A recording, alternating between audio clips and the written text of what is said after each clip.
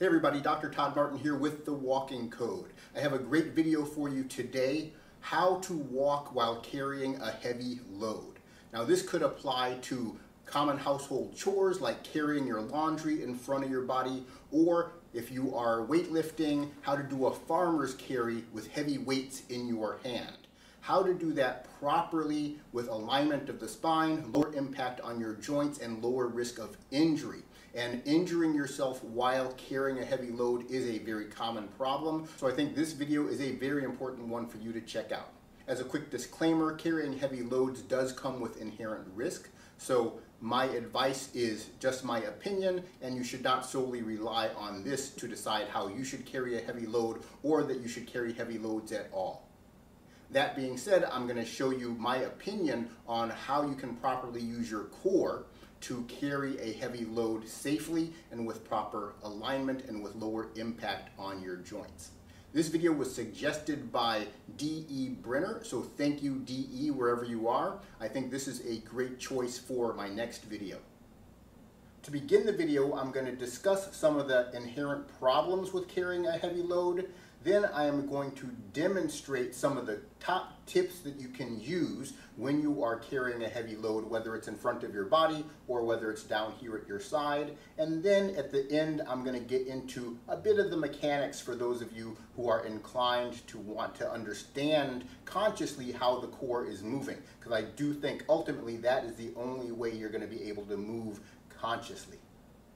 So first of all, what are some of the inherent problems with carrying a heavy load? If you're carrying your basket of laundry, you're going to have more weight in front of your body than you would in a normal situation. What that is going to lead to is the potential for, as you're putting your foot down, to let that load pull you forward so you're crashing into the heel with a hard impact. And as you do that, it's going to pitch your spine forward, so you are messing up your posture at the same time.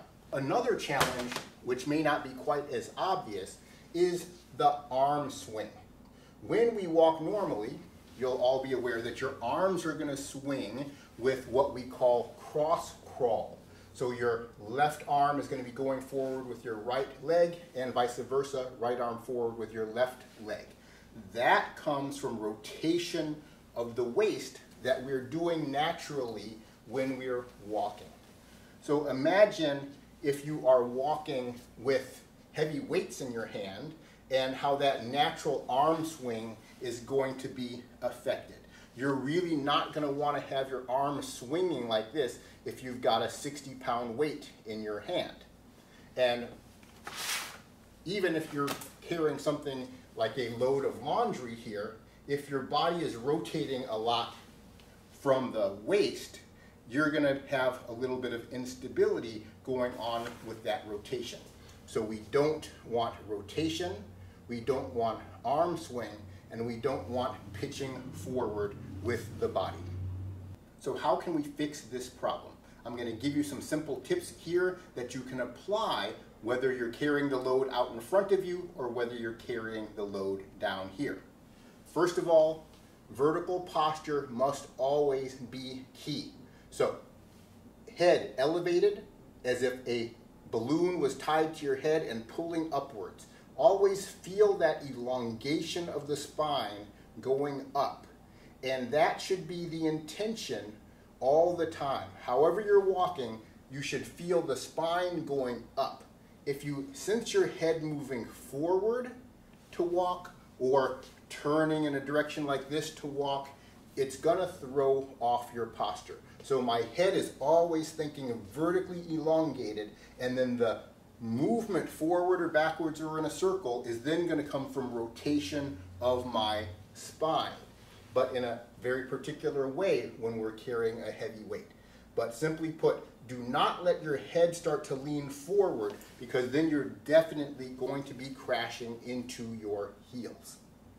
The next thing is going to be keeping your shoulders back and down.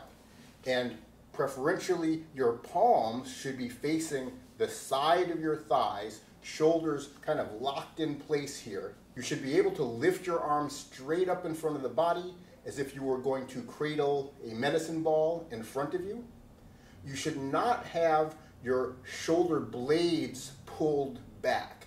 So when I say shoulders back and down, I mean the shoulder itself back and down, not the shoulder blades pulled back like that, because that's part of an anterior pelvic tilt posture. And if you have your shoulder blades pulled back, you're going to have little Tyrannosaurus arms here. That's not going to be good for carrying a heavy load. So you have to be able to have your arms out in front of the body to carry a heavy load. And that is going to go along with having your shoulders locked in place here, palms facing the side of your thighs. You should be able to have the arms here and then rotate them up into a nice ball carrying position without any trouble. Hollowed chest, slightly rounded back should be the idea versus a rounded chest and hollowed back. It's a very important Tai Chi principle that you should apply in all of your movement.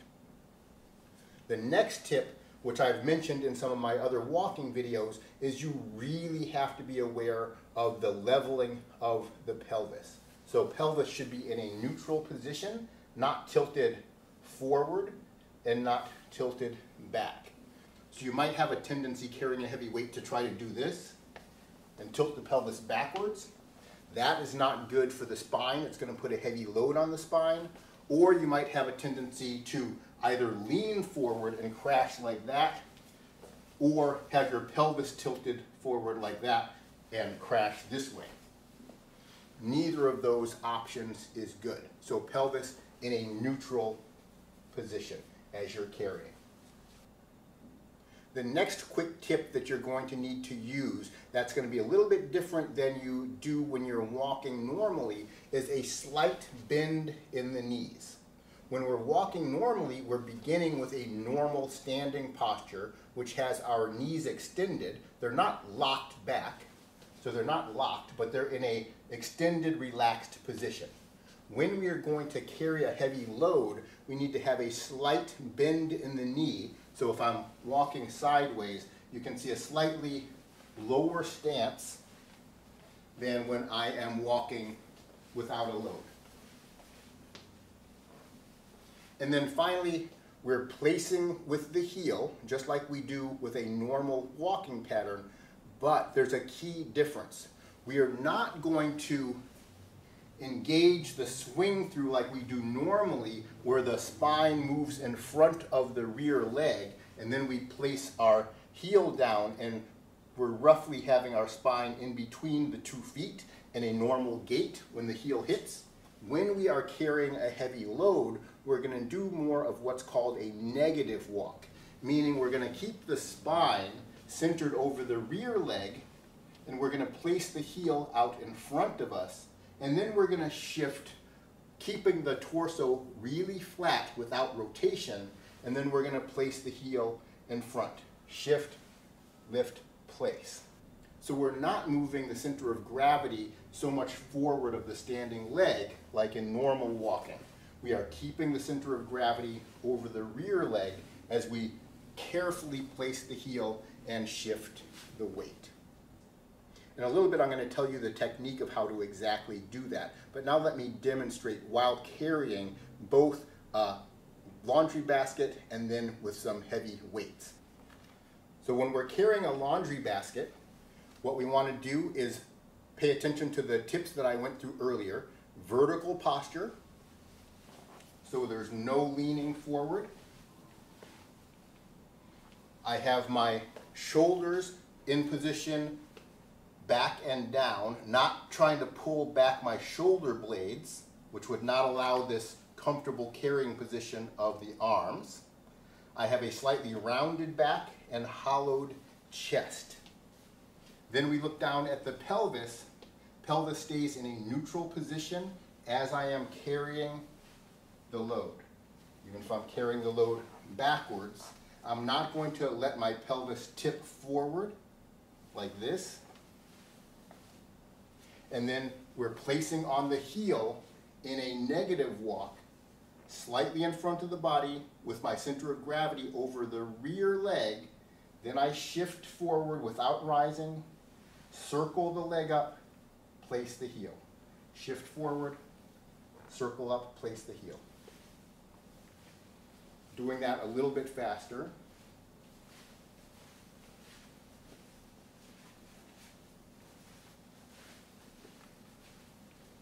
Now, for those of you who are trying to build up your trap muscles and your forearms and your grip strength, you may be carrying some heavy weights like these 50-pound weights here, doing the farmer's carry. Vertical posture. Shoulders are back and down, not arched back like this. And the pelvis is in a neutral position, not tilted forward, not tilted back. And we're going to walk, placing the heel, shifting forward, like this. Tips from the top. Vertical posture, shoulders back and down, palms at the side of the thighs, pelvis in a neutral position, not tilted forward, not tilted back. Placement of the heel with the center of gravity still over the rear leg. Shift forward without rising, then circle the foot up, place the heel. Shift forward without rising and also without rotating. So you want to keep your torso as flat as possible as you're doing that shift forward. Now, some people will say to tighten your core as you're doing this. Is that necessary? Not really, because tightening the core is just a static movement. You can tighten your core and still walk incorrectly with a tight core.